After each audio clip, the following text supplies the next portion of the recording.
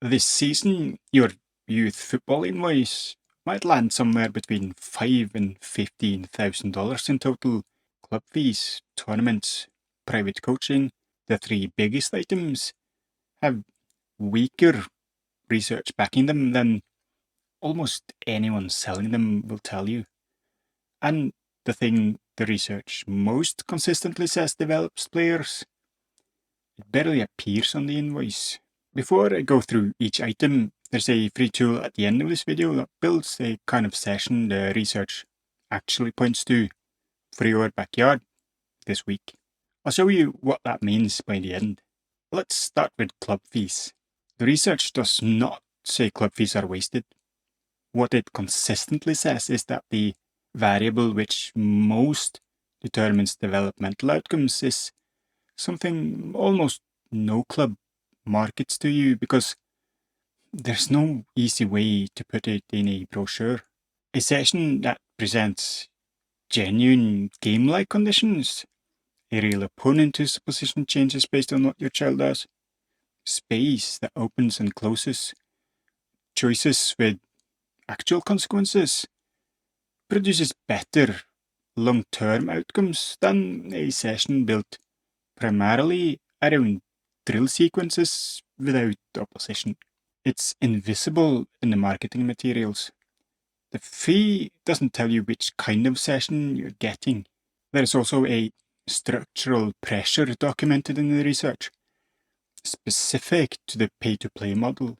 When a club is financially dependent on paying customers, you the parent, there is documented pressure to produce immediate wins to justify the expense. Coaches feel it, program directors feel it. A parent who's paying significant money has a reasonable expectation of visible results, and there's an understandable incentive to provide them. That's a structural tension between what produces development over years and what produces a result this Saturday. An excellent club navigates this well, others don't. The practical takeaway from this, though, is that the fee tells you nothing reliable about developmental quality.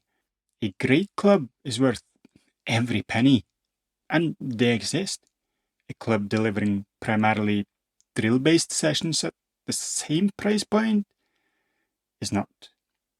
The signal for which you have is always the same. How much of the session looks like football, and you can assess that from any sideline. Tournaments are where the research picture is most specific and where the nuance matters most, because there are two real different things happening on a tournament weekend, and they might be easy to conflate.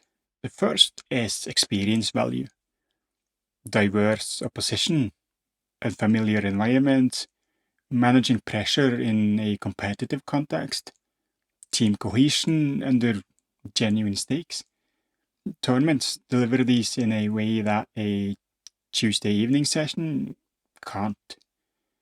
Your child's ability to hold themselves together when the game matters, in front of a crowd, against a team they've never seen, that's a real experience that could certainly be worth it. The second part is physical load, and this is where a 2025 research study is quite specific. Researchers tracked GPS data on an under 15 elite team through a preseason tournament. 8 athletes sustained injuries during the tournament or in the 2 weeks that followed. The injured athletes had accumulated greater high-intensity workload during the tournament itself. A separate study from the same period documents elevated injury rates in tournament formats, specifically multiple matches in compressed timelines, travel days, disrupted sleep, irregular meals across the weekend. Tournament weekends might be the single most consistent contributor to physical overload in youth players. That doesn't make tournaments wrong. The experience value is real and hard to replicate anywhere else. But it does mean the weeks immediately before and after a tournament have a direct relationship to injury risk. And that's something only you can manage because you're the one with the full picture of your child's week. As with the pay-to-play club structure, there is a documented tension in the private coaching industry between what looks productive to the parent watching and what actually produces development. A session with visible technical work, neat patterns, and a lot of activity can signal effort and investment without presenting the decision-making demand the match requires. That's worth knowing about when you're evaluating whether the cost is justified. Private coaching is not categorically wasteful. It's also not categorically effective. The variable in every case is session design, and session design is something you can assess from the sideline. A private session with a skilled coach who structures the work around game-like conditions, real opponent pressure, real decisions, consequences that depend on the choice, can be one of the more effective developmental environments available to your child. The constraints, the limits that exist in a group of 17 disappear. One coach with a limited amount of children has the ability to scale the challenge level to exactly the right level. And that's a good context for development when it's designed correctly. The research on coaching behavior in youth football consistently finds that training activities with real opponents, real decision making, and consequences that come from the game produce a lot better long-term skill transfer than repetitive drills performed without opposition. A session that is primarily cone grids, passing sequences without an opponent, has a lower transfer ceiling, not because the coach is incompetent, but because the information environment of the drill doesn't resemble the information environment of the match. The techniques get practice in isolation from the context that makes it necessary. Your child may execute the drill well, and nothing really changes in the game on Saturday. The question to ask before you sign up with any private coach, and to keep asking at any price point, is not what are their credentials. It's, does this look like football? Research on football boot performance is very consistent. Boots above a functional comfort threshold produce no measurable performance improvement.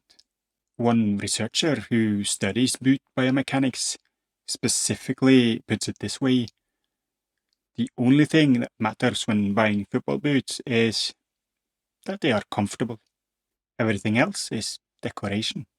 Agility ladders, light up reaction systems, rebounder walls. These train responses to fixed, more or less predictable artificial stimuli. The match doesn't present fixed, predictable artificial stimuli. It presents a real opponent who reads the game and reacts to what you do.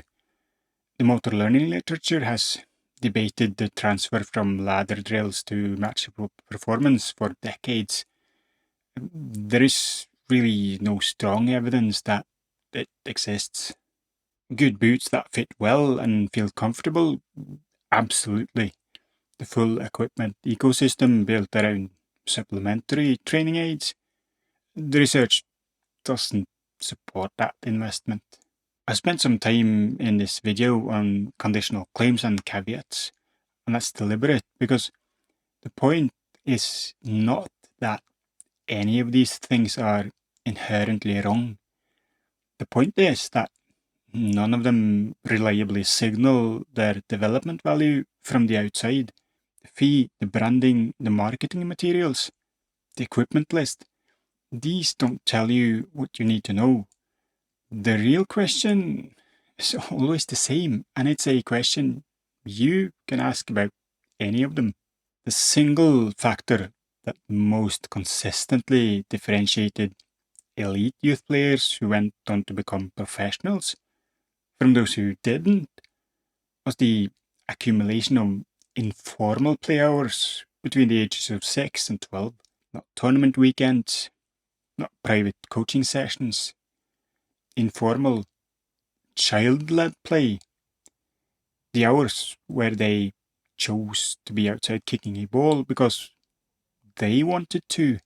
This finding is robust across multiple studies, and it serves to sit next to the invoice because it reframes what the most valuable investment actually looks like.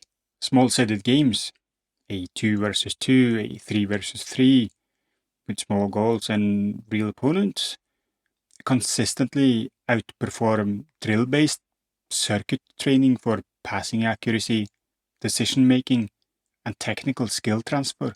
Multiple reviews and summaries confirm this.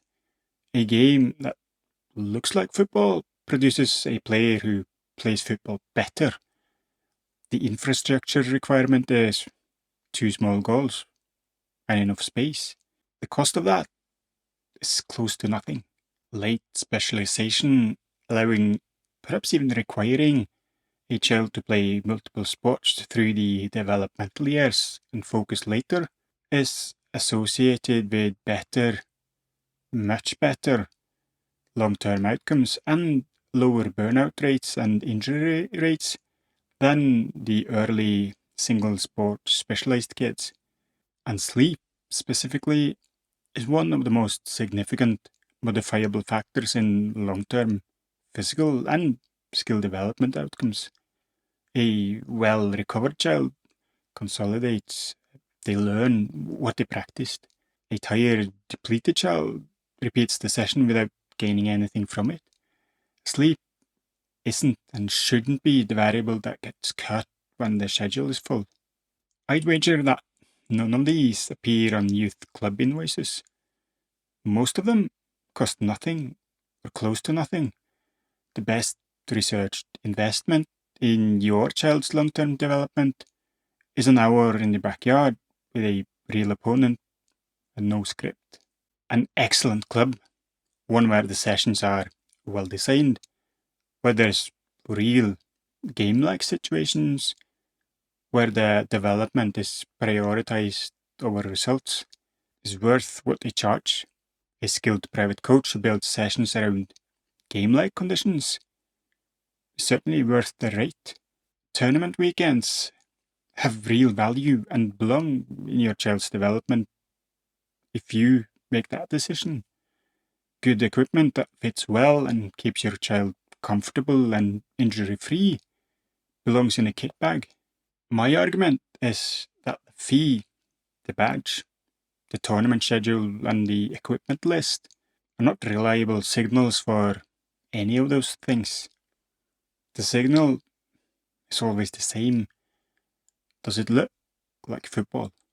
Hopefully, you now have a way of assessing the worth of each youth football cost. Apply it to everything: a club, private coach, tournament calendar, the equipment purchase. Ask what the research actually supports about each one, and then make the decision that's right for your child this season with the full picture in front of you. The free tool in the description generates research-backed sessions, a real opponent, genuine decisions in your own space. For the full picture, what the development environment looks like for your specific child, what needs to change, apply below. Thanks for watching. I'll see you next time.